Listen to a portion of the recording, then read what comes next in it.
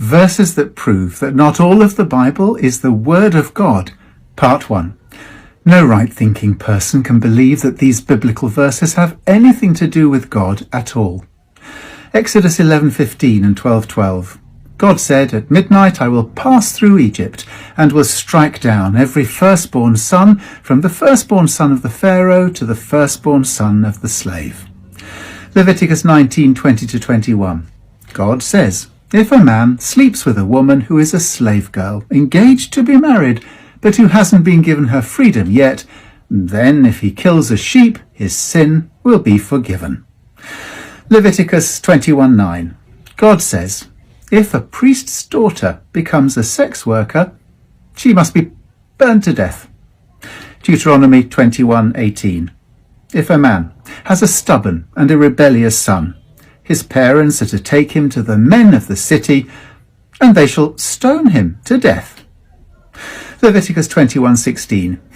God says, "No one who has a defect may come near to God's altar, not the blind, the lame, the disfigured or deformed, not with a crippled hand or foot, or who is hunchbacked or dwarfed, or who has an eye defect.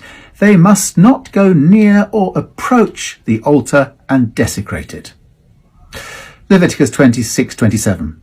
God says, "If you're hostile towards me, I will punish you. You will eat the flesh of your sons and your daughters." Deuteronomy 2:33-34.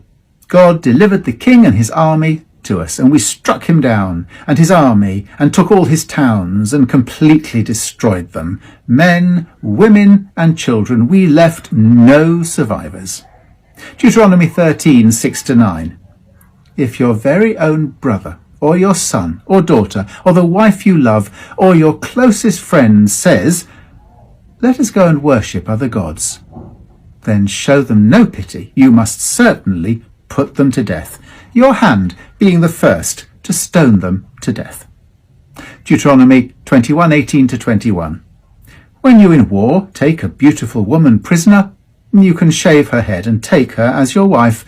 But then if you're not pleased with her, you can't sell her as a slave because you've had sex with her, but you can just let her go. God is not associated with, nor did God say, any of these things. They are what men mistakenly have written, and they are not the Word of God.